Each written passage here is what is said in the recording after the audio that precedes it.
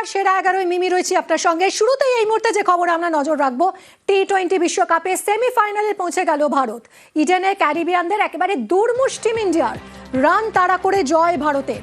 প্রথমে ব্যাট করে 195 করে ওয়েস্ট ইন্ডিজ, 5 উইকেটে ম্যাচ জিতল টিম ইন্ডিয়া। সঞ্জু স্যামসনের অনবদ্য 97 রান।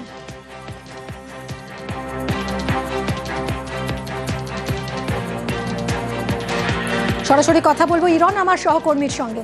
ইরন, 196 রানের টার্গেট চেস করে একেবারে অনবদ্য জয় শেষ ওভারে বলাই যায়, এবং অবশ্যই সঞ্জু স্যামসনের অনবদ্য 97 রান।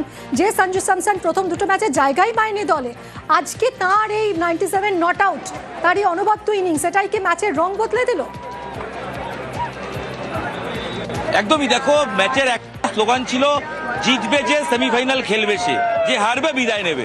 মরণঘাতী ম্যাচ ভারত নেমেছিল এবং টসে জিতে ভারতে ফিল্ডিং নেওয়া, এটা কিন্তু একটা অবশ্যই ভালো দিক। কারণ এই উইকেটে গত সৌরভ বলছিলেন যে অলওয়েজ চেস করা বেটার, রান চেস করা।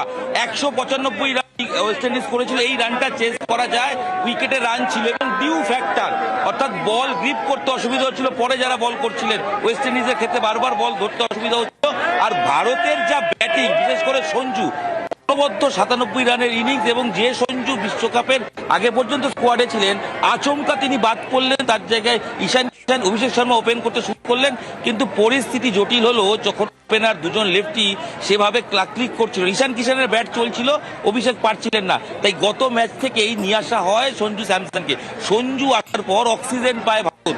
গত ম্যাচে প্রথম উইকেট 48 রানে পড়ে, এবং আজকের ক্ষেত্রে ইডেনে যে রোলটা করা প্রয়োজন ছিল, অর্থাৎ মারার বল মারবো, সিঙ্গেল রোটেট করব, স্লগার নয়, লাগবে ব্যাটার, প্রপার ব্যাটার হিসেবে ম্যাচ জেতালেন সঞ্জু স্যামসন। এবং সঞ্জুর ব্যাট অবশ্যই ভারতকে সেমিফাইনালে পৌঁছে দিল। মুম্বাইয়ের সেমিফাইনাল, সেই সেমিফাইনালে ইংল্যান্ডের সঙ্গে খেলবে।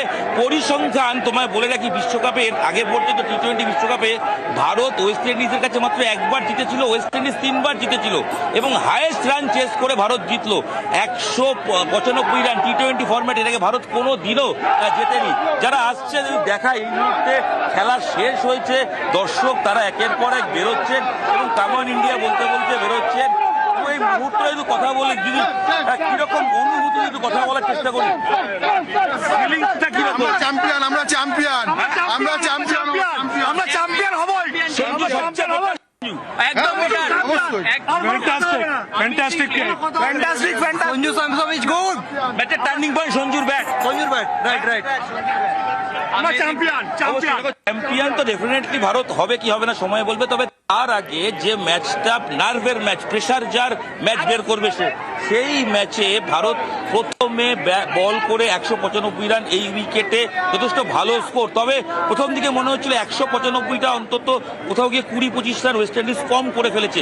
তার জন্য কিন্তু বুমরাকে কৃতিত্ব দিতে হবে। যখন ওয়েস্ট ইন্ডিজ রান বেশি করতে শুরু করে, যখন তারা গিয়ারে তারা এক্সিলারেটর চাপ দেয়, অর্থাৎ তাদের ব্যাটিংয়ে রান তুলতে শুরু করে, সে সময় একই ওভারে বুমরা 2টো উইকেট, সেটা অবশ্যই টার্নিং পয়েন্ট। এবং পাওয়ার প্লে, কথা বলে পাওয়ার প্লে যার, ম্যাচ তার। ওয়েস্ট ইন্ডিজ পাওয়ার প্লেতে কিন্তু সেরকম ভালো করতে পারেনি, মাত্র 45 করে, সেখানে কোথাও গিয়ে একটু রানের গতি কমে। এবং সব মিলিয়ে বোলিং বিভাগ এই উইকেটে খুব বেশি করার কিছু ছিল না। তার মধ্যে বুমরা, বরুণরা যেরকম পারফর্ম করার করেছেন, হর্ষদীপ এক ওভারে 23 খাওয়ার পর ব্যাটিং লাইন আপের এই পারফরমেন্স এবার ইংল্যান্ডের সঙ্গে